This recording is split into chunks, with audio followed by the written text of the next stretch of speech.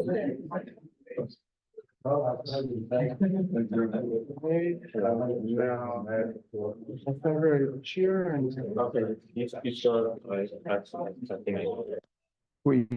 we ready? Yes. Is it 10 o'clock? Yes. It's exactly 10 o'clock. Okay.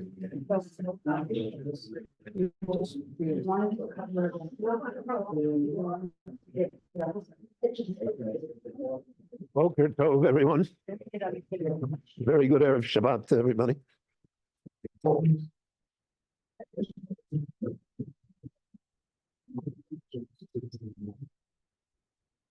The Parsha of Tazria and Metzora in an ordinary year, meaning not in a leap year, always occur after the holiday of Pesach. In a leap year, such as the year that we are in now, they occur before the holiday of Pesach. That doesn't make it any easier to discuss them. But there's an overall idea that I want to share with you that has practical implications even in our generation. We live in a time when the disease of Sarat is unknown to us. It used to be translated as leprosy, but it's not leprosy. And it's a certain type of disease. And it, from everything that Chazal tell us, it's spiritual in nature. It's not something that is purely physical. And it represents, therefore, a concept. Now, the Torah describes for us that there are three types of Sarat, three types of this disease. One afflicts the body of the person itself, Sarat Haguf, and the Torah describes it. They have a white spot with hair, with the, and the Kohen decides whether or not it is Sarat. So that is regarding the body. Then the Torah describes there's something called Sarat Abgadim, a type of Sarat that does not affect the body, but it affects the clothing of the person. And it also requires, therefore, the opinion of the Kohen and the destruction of the clothing that is infected. And then there's a third type of Sarat, which is a Sarat Abayit, Sarat Abatim. That the home, the house in which this person lives, the house itself is infected. And there the Torah again instructs us as how to deal with it. The house has to be dismantled, destroyed, etc. Now, already in the time of Chazal, from the Mishnah in the Goyim, this became a type of law that really had no practical effect. The Gemara says regarding Sarat Abatim, for instance, that in order to fulfill the halachic obligation that it is considered to be a Sarat, So it has to be exactly in one of the corners of the house. It has to spread over these two walls that make up the corner, and has to do so equally. So the Gemara says that's an impossibility. Elo Josh v'kabel schar. It's lohoya v'lo nivra. It's not a practical halacha. But the halacha comes to teach you something. And the reward for studying it is that you will understand the lesson that's behind it, even though the practical effect of this halacha doesn't exist.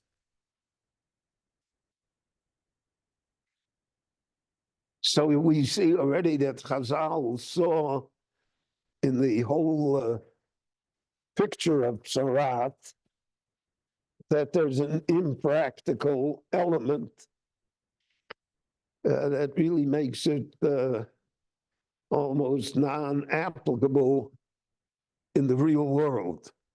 Nevertheless, we read in Tanakh that there were people who were afflicted with Sarat. So that was the Sarat Taguf. That was the Sarat of the person himself. But the fact that some of the halachot of Sarat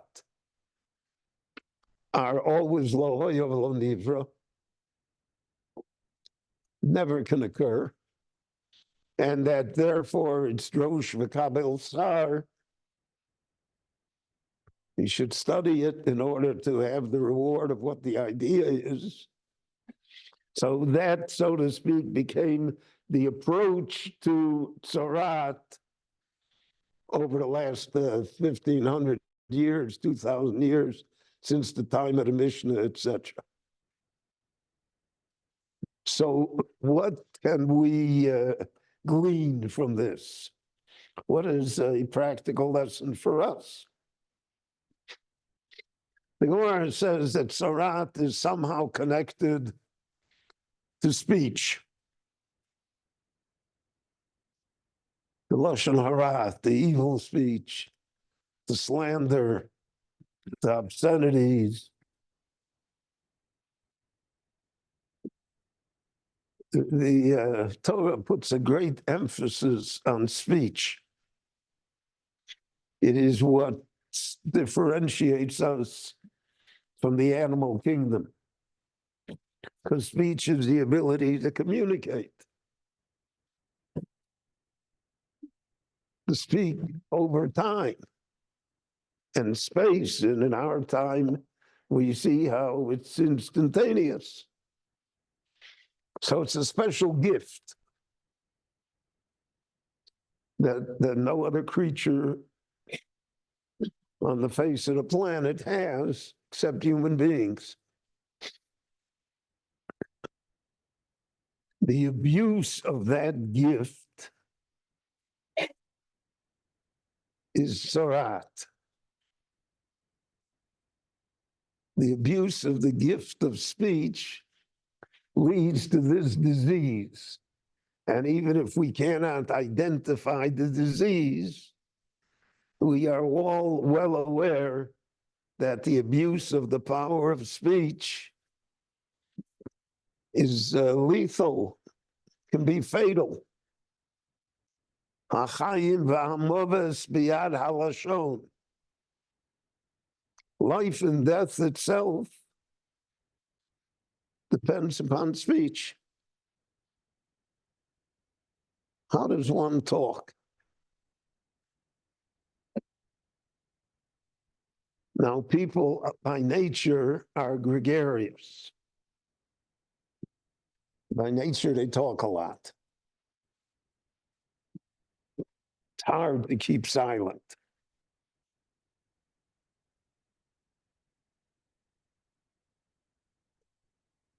But the ability to control one's speech is the measure of humanity. So the Gemara says, for instance, Mila b'sela, shtika betray. A word spoken may be worth a selah. A selah is, say, 1,000 shekel. But shtika, the ability to be quiet, betray is worth 2,000 shekel. Because it takes greater control and discipline to be silent than to speak. And we all know that much of speech is reactive. Somebody says something to me, I answer them right away.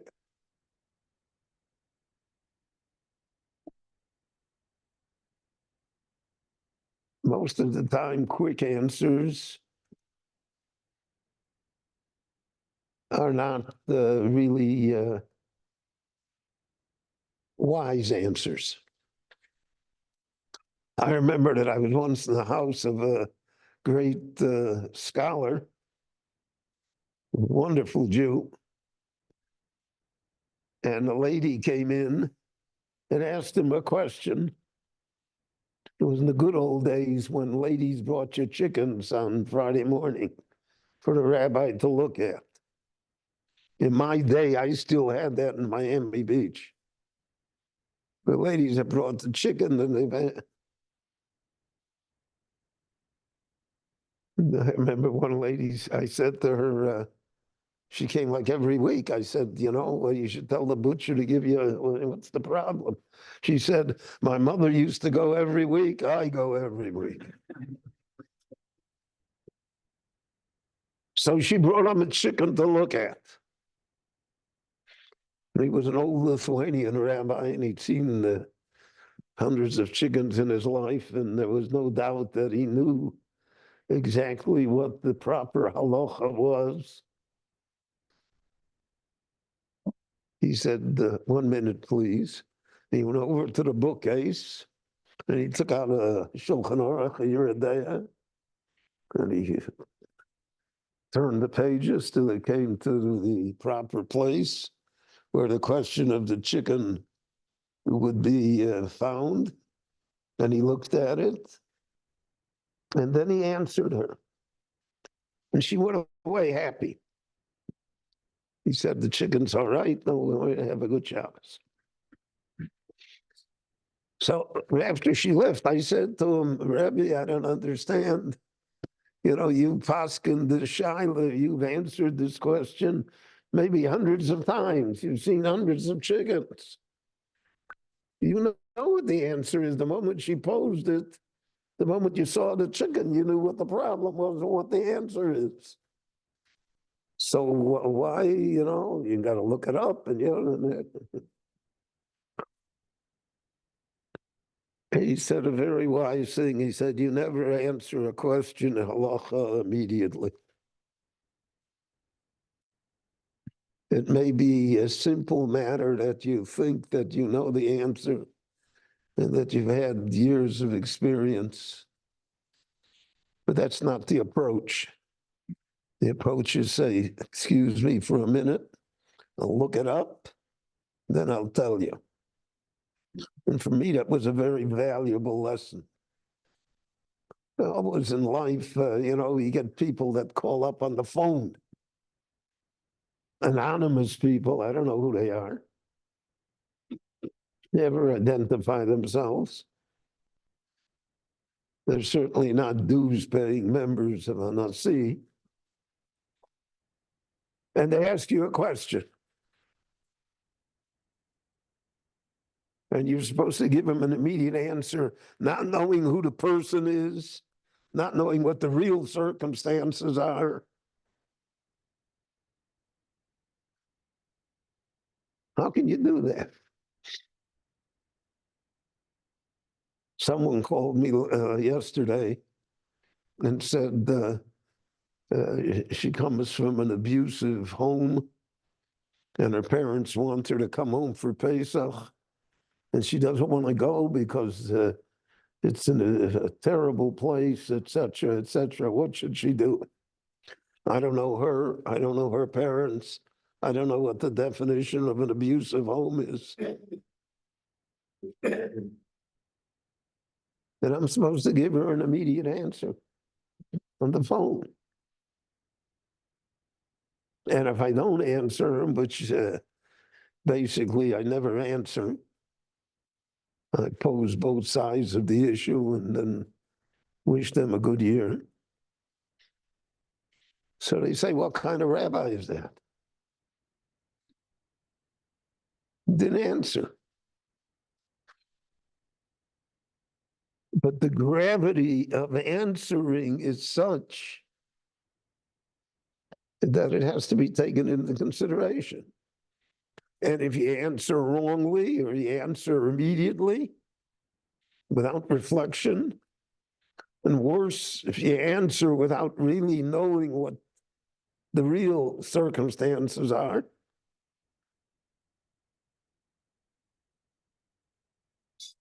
so then that's the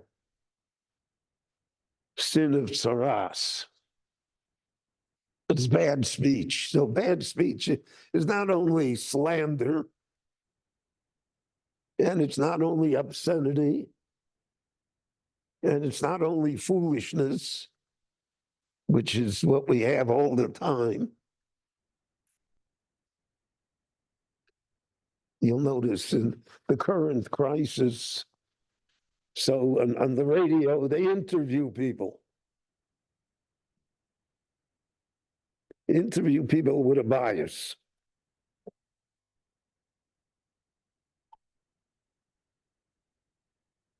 I don't know how people take it upon themselves to give opinions that have to do with life and death when they're not aware of circumstances.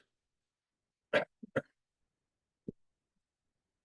don't think there's anyone here in Israel, perhaps outside the government, perhaps even in the government, that really knows what's going on. But everybody speaks. Everybody says what to do.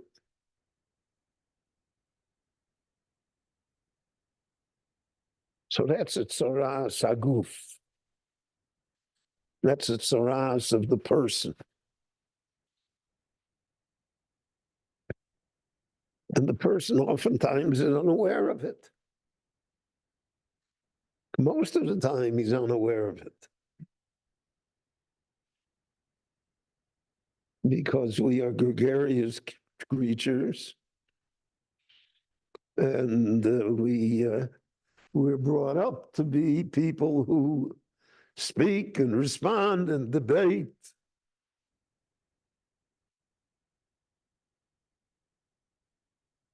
I remember when I was in law school, we used to have they called it moot court, but it was a debate. You know, certain students were the prosecutors, and certain students were the defense attorneys on a given case, and you had to argue the case in front of the faculty. So what troubled me about it was that it was hypothetical.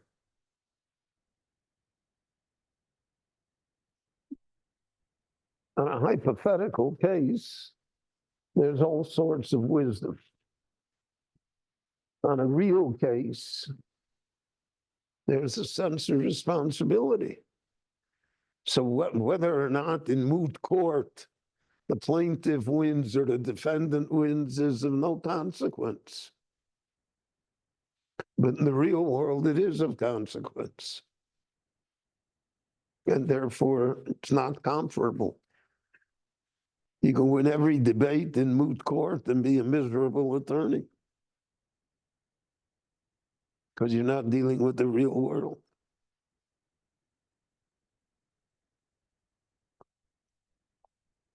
That's certainly true in halacha.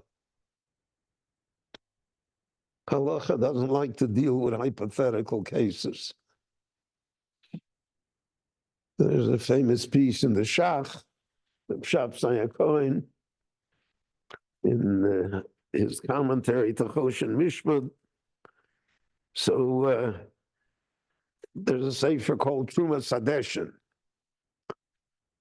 The Trumas Hadeshen was written by Rabbi Yisrael Isserlin in 14th century Austria, a great, great scholar. And to a certain extent, the Trumas Hadeshen is the basis for much of Ashkenazic halacha until today.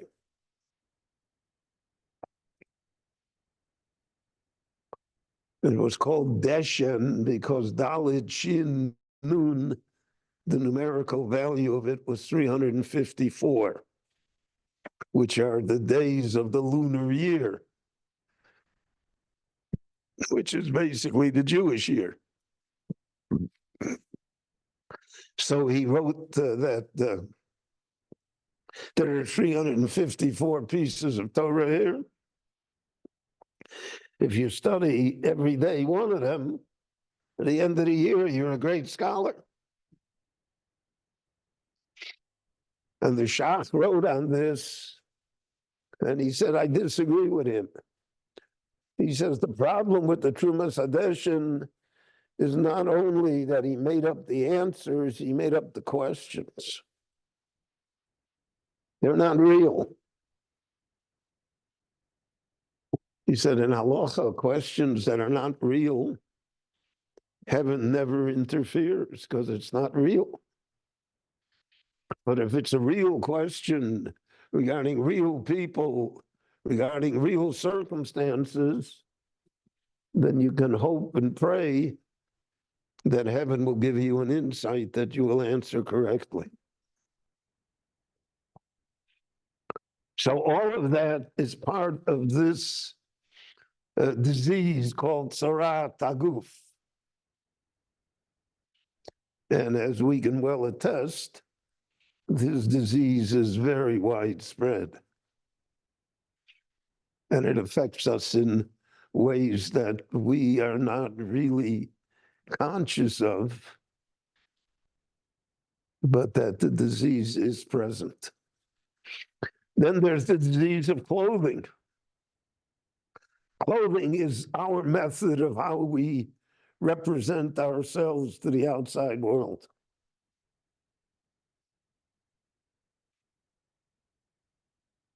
Clothing many times a matter of personal taste.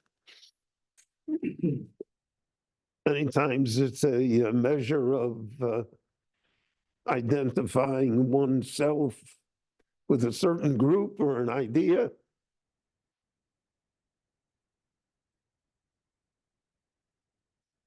Clothing is much more than covering our bodies so that we are not naked.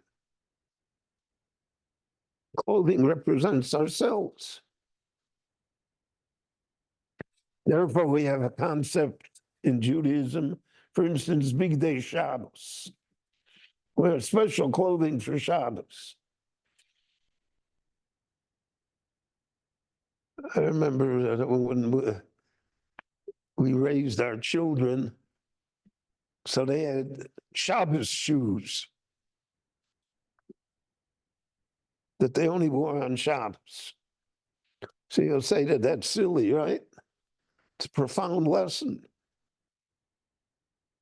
It's what made Shabbos special. So I remember a 4-year-old daughter said that she can't go to the synagogue because she can't find her Shabbos shoes.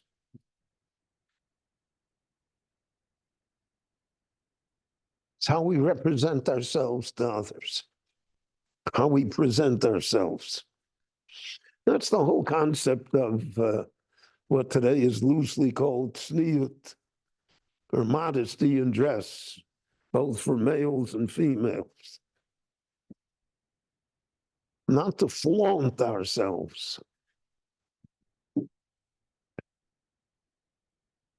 How to represent myself. In the good old days, when I was first a rabbi in Miami Beach, so, the congregation originally was founded by German refugees. And they insisted that the rabbi had to wear formal dress on Shabbos. So I had to wear a cutaway and a gray jacket and striped pants. It was a caricature of myself.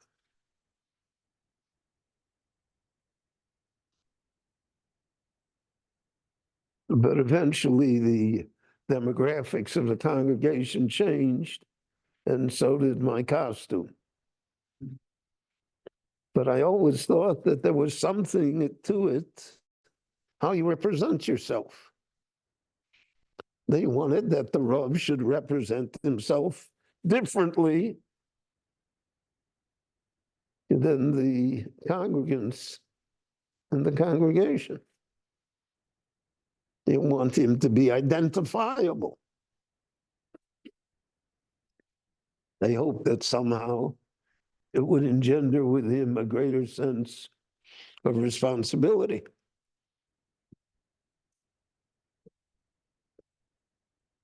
So that's the idea of tzaraz b'godim, clothing. How does one dress? How does one want to represent oneself to others? And one can be fashionable. One can be very good taste.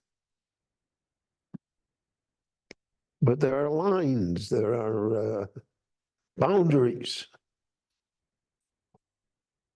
One of the things that we see in the general society that we live in is that there are no boundaries. And therefore, when you represent yourself in that fashion, so there certainly is a tzaras. And then finally, there's the Sarat abotim, tzaras in the house. We're all products of the homes that we were raised in, one way or another. And as we grow older, we look like our parents. And I find myself, for instance, speaking Yiddish much more than I ever did in my life. Because my parents spoke Yiddish at home. And as you progress in life, you really regress a little. Now, the basis of Judaism is the home, is to have a nurturing, loving, educational home. Respect between the generations. Communication. The ability to hold on and at the same time let go. Not easy. Perfect parents have yet to come to the earth. You see that throughout the Chumash. Great people that the home didn't somehow turn out the way it was supposed to.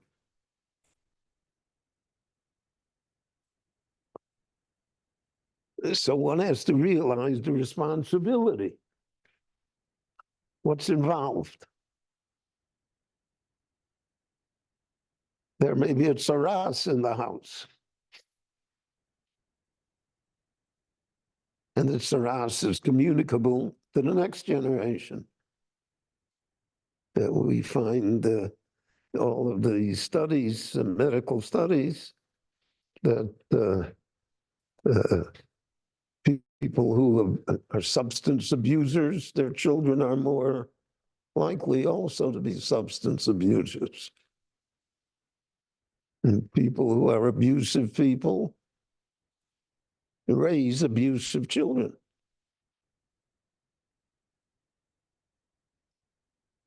So there's a great responsibility to avoid that saras. Be careful to realize the responsibility placed upon us. And it wavers from generation to generation. Earlier generations were very strict with their children. That didn't always work. Our generation is very loose with our children. That also doesn't always work. There's no one size fits all. There's trial and error. And with the help of heaven, we hope to minimize the error. But we have to realize what is involved.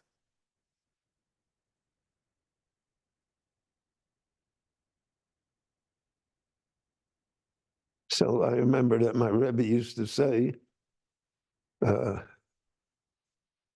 the person that has a job operating a nuclear generator looks at the job differently than a person who has a job, that manufactures mayonnaise. Because there's a different level of responsibility. There's a different level of what the dangers are and what the achievements can be. So that's a Sarat Abayit. Sarat that afflicts the home.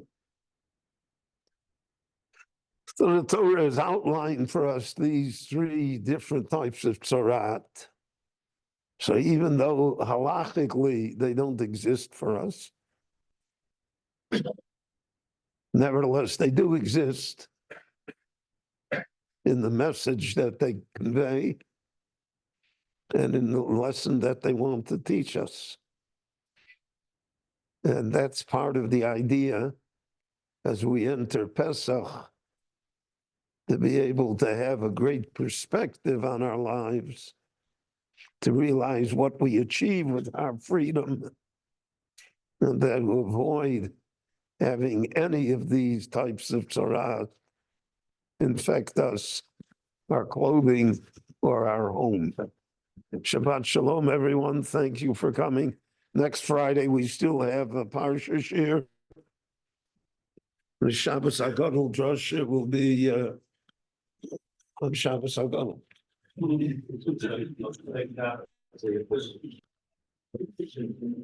That's a bit of a finish. Of course, written word can be like less than Torah, right? But